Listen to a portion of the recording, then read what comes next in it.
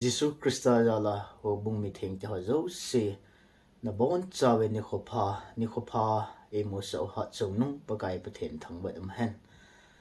tu ni pathen tho hing chom cha iktil ho na deu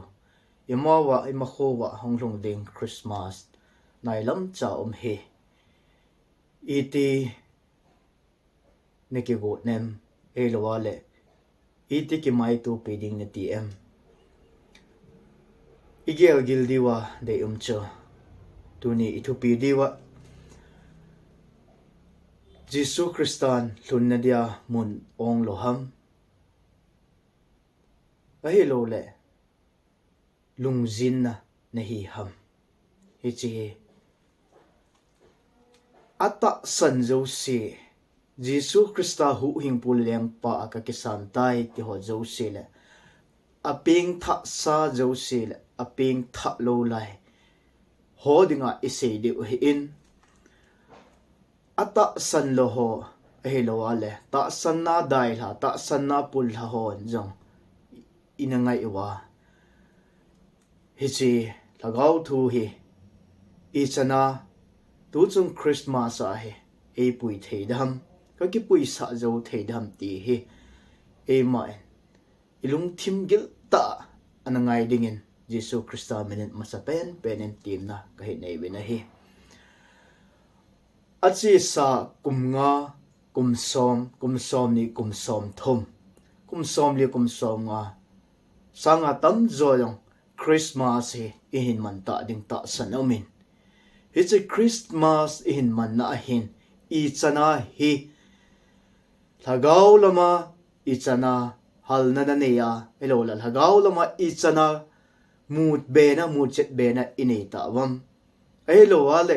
tu chan kumsom ni kumsom thum som ni som nga Christmas ihin man hi angai nadana igel na laya angai nadana kumhung hun le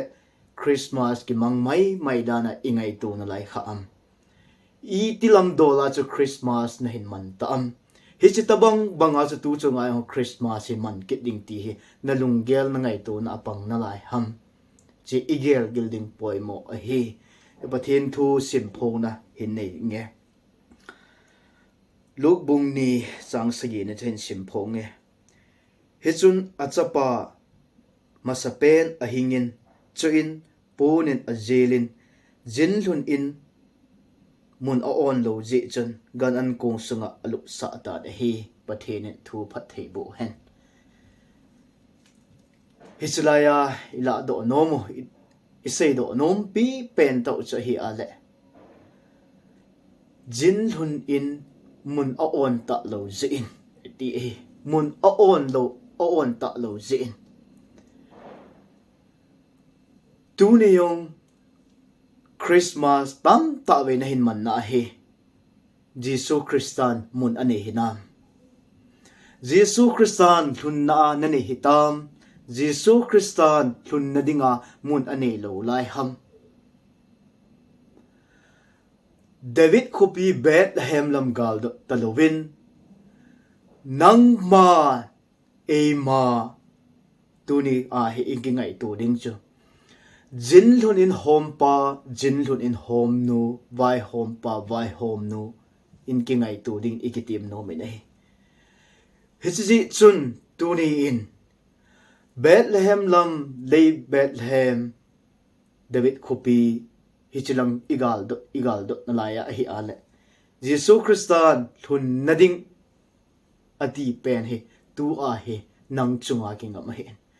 tu chan chana he Giêsu Christan thun nading mun ne lo lai ham mun ong lo lai ham mun ipi lo lai ham ipi lo diu ham so pite igel gil ngai na hi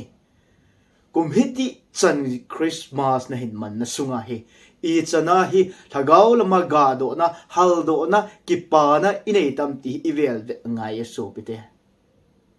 pha ni mo jeng de Halloween phat hin iti chan e pui ding ti koi macha sei the yum po we tu chong Christmas song hi iman chai lo sei the hi lo hi iman chai yong le aki chai ting le le se hin ho be pa yang thei din mo hi Hesi chun achi sakum sunga Christmas na hinmandan hu hing pu in isana na nanga dinga pan ala dan le nangin pan na la dan pa he mun aon lo pa he ichana he het chit na le mu chit na nane hitam ine hitam tun zong nas satan ikigo win kigo po te katipoye bol thei chan i bol win i ho bung sung wa du Christian to pi ta bol thei chat i bol win wa em selin i koi win in vel yong i bolun mundang danga jong hiti chen Jesus Christa hu hing pu lem na dinga nas satan kigo nei nei we hitso ahoy moy aphamoy katipoi bol pote katipoi hitsana iki go lai ta he Christan hunna ai nei de hinam ti igel do ngai nei Crystal hunna the ka hi hinam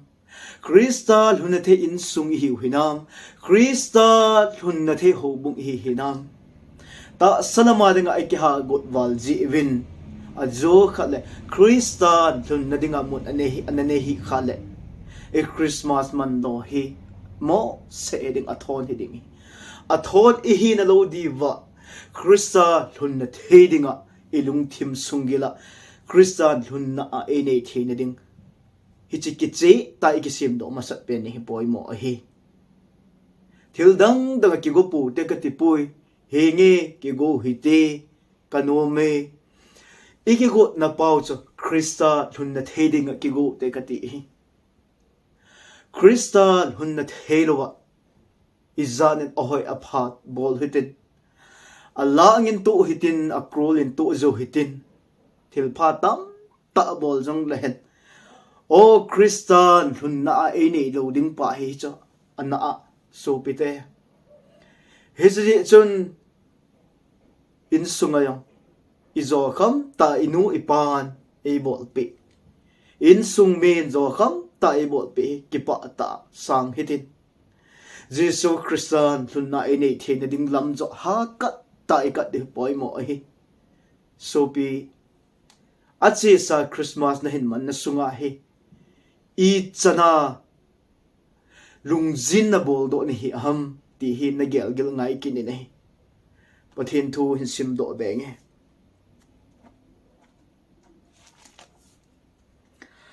Matthew bung ni chang thum na chu hin sim phong nge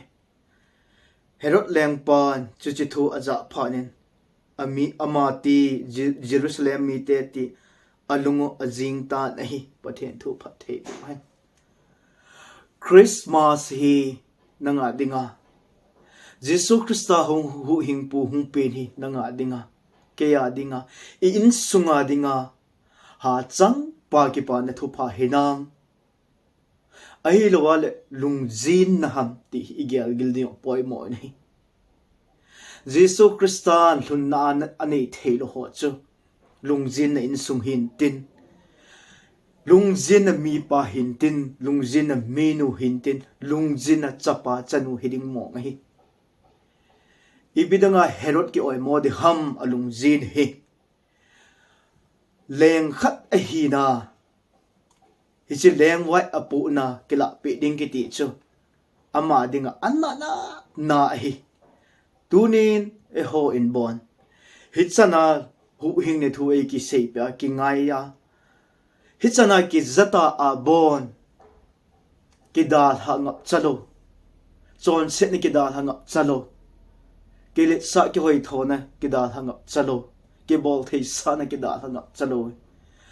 Heronin itiba alungjin pida de ham ama he oi mohin nang chu anaki oi mon kati hi Herod lungjin na hi nanga jong lungjin na lunga ham lunglo ham ti hi naki khol ngai nahi tunin ama sapenin mi pa te igel gildu poi mo nahi Christmas sunga nangin khun hetlo wa ngin ko he phalo zenin nakham nalama EP program ke gong ham ti talo hu hing pu nanga dinga ping ham ping lo ham hi chi Christmas ki man lo ne thei ta lo na kham na lama kho hello wa na I mut mil na lampia na ki zam den na hi cho zo se cho na lim ting le ki che ten gel chin le chun he chi chu na ji adinga lungjin na ji pa na hi in na cha te adinga lungjin na mi pa na hi nangin ho ne he lo wanga na ji na cha te alung thim dam lo hi ki pa lo hi o min to nop na na ne in te to nan Christmas na mangin te na ji na cha te polama amayo amit so anui wangin alung thim sunga anui ta boiti hi mi pa hi na igel do ding poi mo hi Christmas hi lungjin na mi pa hello ding in sunga dinga kipa na mi pa iso do theina ding lungthim sunga kipa na ta lungthim dam na ta mi pa hi ding ipoi mo ni hichibang achun menu no I chana hi izipa dinga ichate adinga lungjin na minu hi am ti iki holding poimo hi hiji chun lungthim na sa na minu na hi ham I chana hi hicha ha chang pa ki pa na in sunga hlun na thedinga pan na la hinam ai lawale nang zong lungjin na minu na hi na lai ham ti iki hol ngai na hi yese iki do obdung poi mo a hi cha te yong tu ni kho a hi nangin na het lo wa ngin inu ipa adinga lungjin na chapa chanu hi kha dam Christmas hi nom sadana na ki gel wa ngin abol thei pen da na ki ngai to wa ngin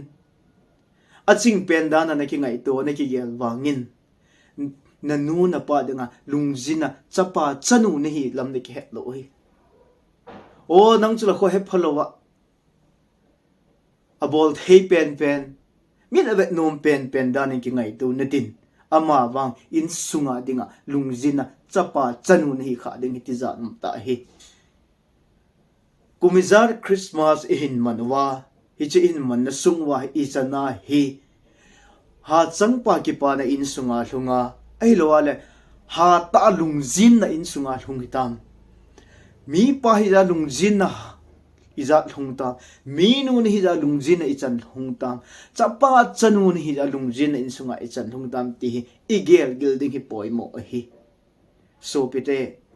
hi chin ko chom chai nei sum hi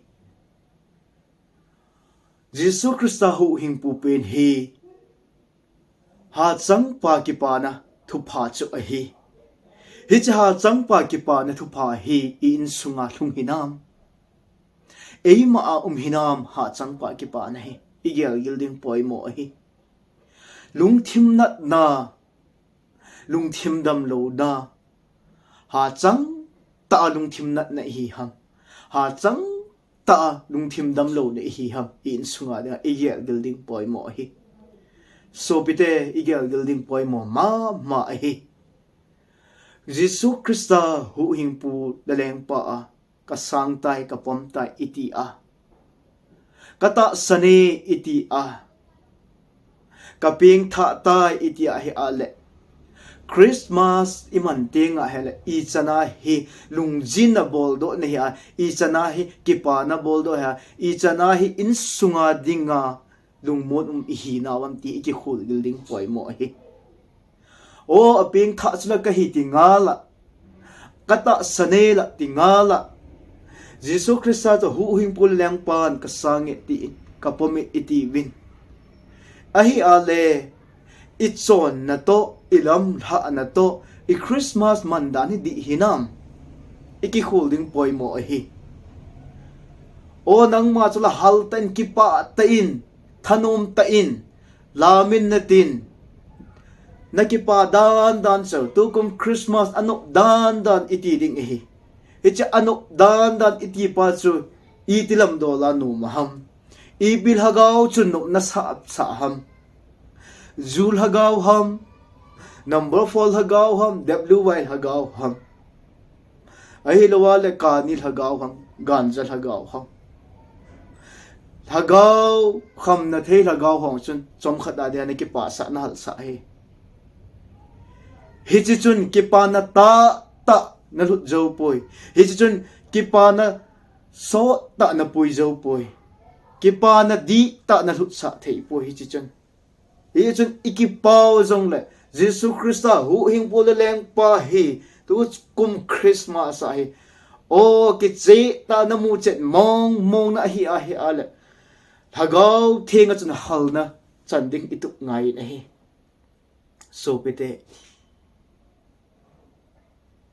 kumdang hadanga ihin man Christmas hi to tu chung na Christmas man agi hit na ding hi na sa ding hi poi mo hi Jesun eu te hin Christmas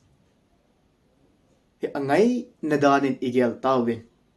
program ki go mai dan igel tawin hit he hen lang Christmas ki ti mong sunga hin thildang henge ne la don ong chobol na huti sumle pa yung idongon ituon hiti sumle pa idon pa yung hi mo sa chi ne lo ding hin ki gel do thele hin thanum ta hi aji chu Jesus Christ hi hu heng pudinga ahong pe ni e hon jong kumbula ko na kumlun chan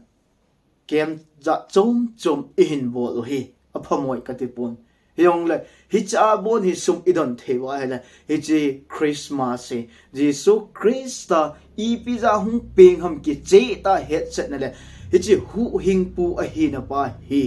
e man jong hi chi hu hing i chan na pa hi ki che ten ki san nan ki nei the lang le Christmas i man jong he aga jong tamin tin iman lo na yong athupi na yong alul na yong umin ti ti ka sei do no min hi kem dang cha bol po ti na Halloween yong ki chi ta hu hing pu pe ni khu iman je chen hu hing na thu hi chi hu hing na pa hi poi mo hi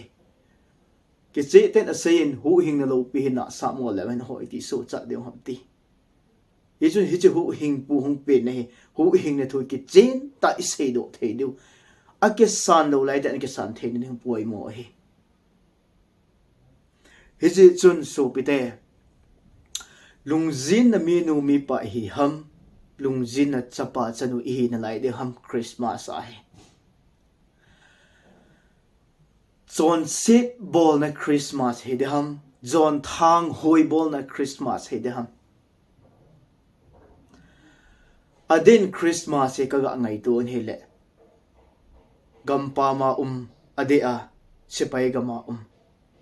chele nam sipai ho lungmong ta aji acha to mang khom thelo ding hin ha de senin te ti hi mi him lung thim lung gela a umen nang yong ha sa san na tin hi chi ka ngai to lai hin ade in sipai gama ho hin ahong thei ta lo ji u hin I chana hin ki pa lo na thanup lo na ane dem ti hi ka gel lai ta hin ha sat ding dan hi mi da nga ha di sat yong le ama ho aya anu mo ding dan le a ha sat ding dan hi kho sedi set ding in kata sanin hi chulai ka ngai to lai hin o Christmas ala hung dok thei ta lo sipai gama a na hem na thal to ha sata ki man cha na muna hin I chana hin aji acha te in alung mon pi na divem ai lo wale I chi sipai gam am na hin in langa aji acha te ding a hin lungzin na mi pa hidem o adiu ti po na san akhamin ko Halloween a umin a hilowa hi ale hin khonom amangin aji acha he phalo khopmin hin khonom ta hi ti chon ta sanup sa net akibolin numei dang to ajinelam achanelam Halloween nunga to hin khunom amangin ti hi aum khadem ti hi katiza pi nei hi cha am kha ha le aji acha dinga lungjin mi pa chalung a hi Jesu Christa pen hi Herod na dinga lungjin a hi chom set bol be na hi Jesu nanga dong Jesu Christa pen hi ichana dinga chon set bol be na ham ichana dinga nen sunga dinga lungjin na ham thunga ham ti hi igel gil ding poi mo hi chubana kita ta sipai ga ma pa te ho a hi in kita ta hin khomang thing sela ni khomang me ti yang akiza in ke pa pi me hi chon a hin gel do a hin ngai to du ko gel ke na he ala in langa aji acha te he ason dan akhandan akiman cha dan ho itabong azadingem azadivem ti hi ka gelet hi le o aman sipai gama kita talaha sa puma ganthe puma dap thu puma duty apu laya in langa acha te hiti chun khamna the akibole a helo wale thil dang danga ajinun zong ajipa kita anale ganthe na hep Halloween hiti chun hin khonom amangin pasal dang to hin khonom tain amangin ti hi ki zakha hen lang le a sat din dani ka ngai tu ni sipai gama najipa kita ta ma nangin langa inan najipa adinga lungjin na minu chapa chanun hi kha ding cha ti za ta hi so pite igel gil ngai nahi hi chi chun Christmas Jesu Christa hu hing pupin hi nanga dinga lungjin na ham ahi lowale na ji adinga lungjin ham na cha adinga lungjin na hi ham lungjin na mi pa hi ham lungjin na minu hi ham lungjin na chapa chanu hi ham ti igel gil ngai ni ipiza hi lungjin na mi pa lungjin na minu lungjin na chanu chapa hi ham iti ahele Jesu Christan thun na ding mun anei lo hi ilung thim sunga hi tu chung Christmas hin jin lun in a on do pha nin ganan kong sunga Jesu Christa cha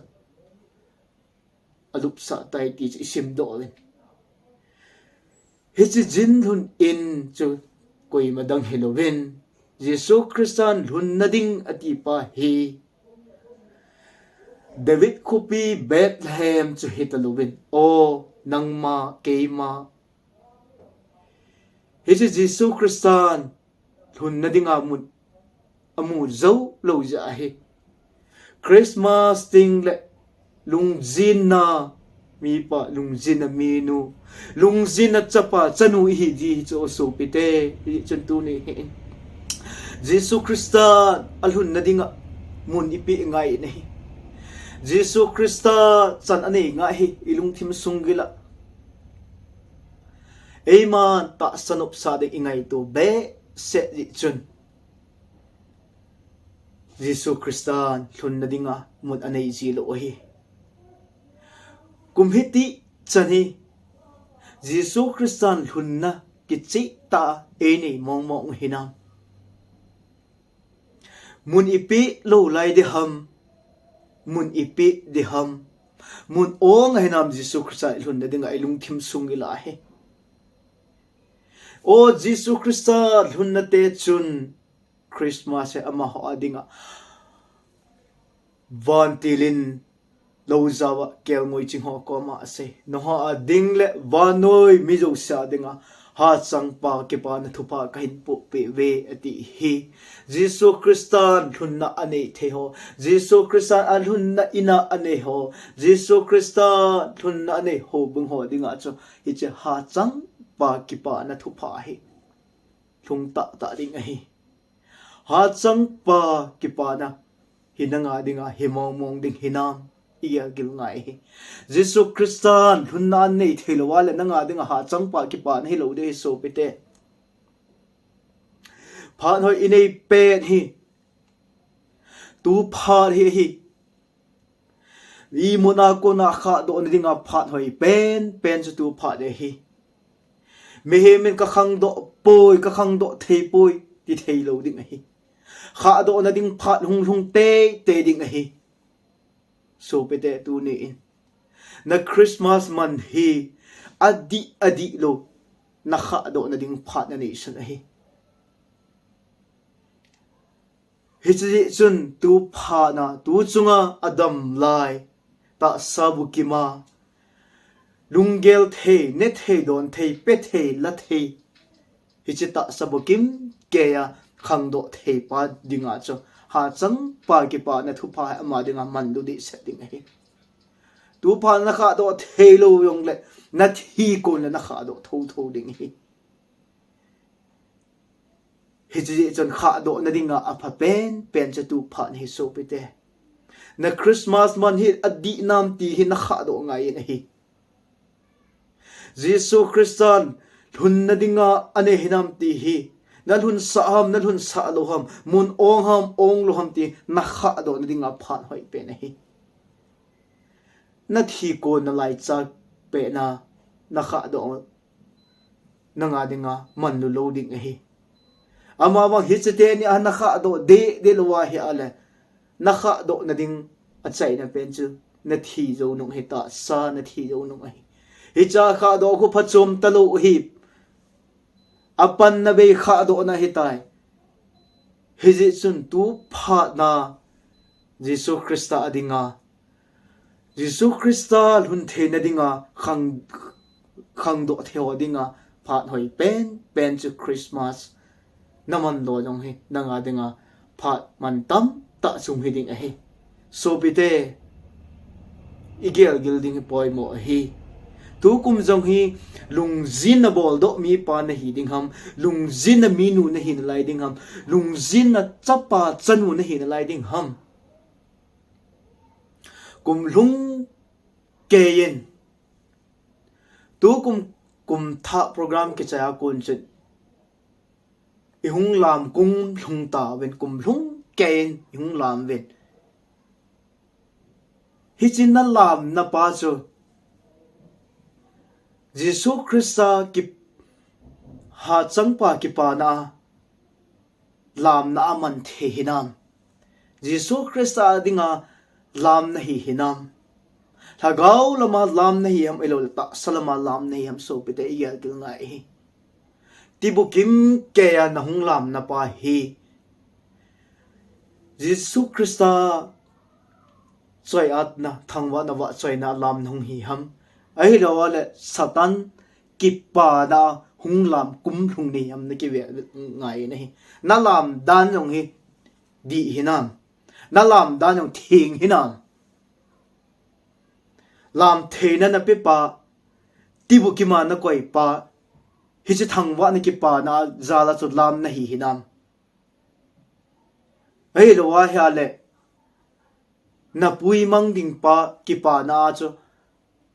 ki pa pi na hal ta lam na hi ham da ma na lam nga hala tu chung yong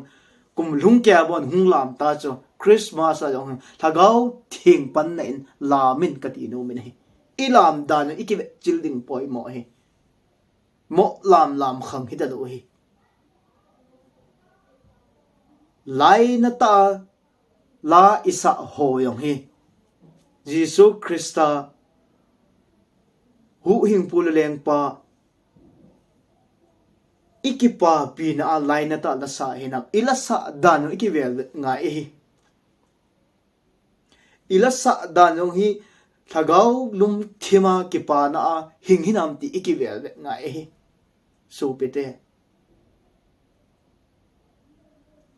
hi jun tu chung Christmas e kumhiti chan Christmas na hin man na to tu chunga he ipi aki hit na de ham ti hi athupi penso Christian Jesus Christian hunna e nei theding hina Jesus Christian hunna the ka hi hinam ipi asu Jesus Christian hunna e nei lo ham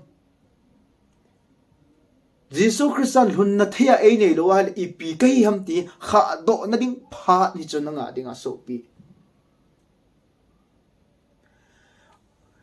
hena sa Jesus Christan hun na ding mun na ot lo zo ham Jesus Christan hun na ding a mun ong lo lai ham so pi na gel gil nga e hi o Jesus Christan el hun na hi sangin lungzin na mi pa hinge lungzin na mi nu hinge lungzin na chappa chanu hinge ti jo an na thlen na lai de ham so pi mo Christmas mai mai mang ta pu te ka ti no mi nei ta salam gol no ma thano nan mang ta pu te ka ti no mi nei phat hom thodan phat man lut dan heu te ka ti no me hichini khu sung hi nanga dinga Jesus Christan thunna na nei theina ding lampi ke ngai tu na phat hi sen la lungzin na mi pa hetalo ding lungzin na mi nu hetalo ding o lungzin na chapa chanu hetalo ding kipa na mi pa kipa na mi nu kipa na chapa chanu i thei tiang wa ya le in sungwa ta cham lowa Christian thunna ei nei eventin in sungwa ha changpa kipa na thupa chal hungin tin o midang in sung sanga e Christmas man da thagaw lawan na satan kalin tin khang to wen tin ikipa da nong lamdangin tin midang kipa sanga ikipa na cham kimin tin o midang chu thilman tam ta ke cho do jen kipa in tin thil hoi thil pha ki so do ji chen ki pa nan te hi chi ki pa na chen so ta pui lo ding so ta lut lo ding hi ama wang Jesus Christan thun na nei the ho chu Jesus Christan thun na ane in sung ho chu akipa naw cham ki min tin o thagaw lama thano na ane diu hi chi cho ha chang pa ki pa na in sung wa hun te nga hele hi chu in sunga dinga ngai cha num pi pen le kipa na la kipa na ha changpa kipa na insunga alhun ding chu poi mo zo hi so pi inu ipa azo kham tai bol pi hi tu chunga Christmas lung thain lang nangma na bol thei pen nenu inu ipa injo azo tai bol pi bangin e man jong in sunga e bol thei sun ilung thim sungla Krista thunde dinga mut ot hitin in sunga inu ipa dinga kipa na chapa chanu hidingin ikitip no mit e so pi tu chung Christmas naman hi nanga dinga chai na hi thei hitji chun kimu no na kimu to no na kidei no na ilung thimma ta salama thanu na mai main belovin gampa ma le kasim elo na tonga ahung do hon zong tu chung hi na hung do akonin muntam ta avading o kikile pai ki de muntin kapha ngaye kumdanga ka kimu pilo kaloi ka go thoga kimu pinge ne khom don khom bolingi ki tum hi in lang tu chunga na hung do hi midang sangen in sung kho sa in lang in sung kipa ta iman khom ding pa zo hi na hung do lo na aga hi sa in lang aha awa dinga hung do Halloween azon wa dinga hung do Halloween thumang lo da hung do Halloween akham de do dinga hung do Halloween eima de dan ta kimang sa dinga hung do Halloween o na hung do na pa hi in sunga dinga aphachu ma de hung do lang Christmas mang hin ka ti no mi hi idan so pite hin khu hi jing dingin ngai tu hi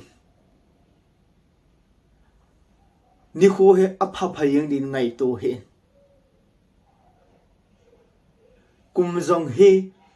apha kum dingin ngai to he ho vele ipinei hun kum ki sei thei ket lo hi chi chun lung zin na Christmas mang hipo hitin ha changpa ki pa na in sunga alun thei na dinga tu hap takha sungwa sunga hin ilung thim ita sa Jisu Christa thun na e nei thei na ding mun phat pi ti ka ti no men hi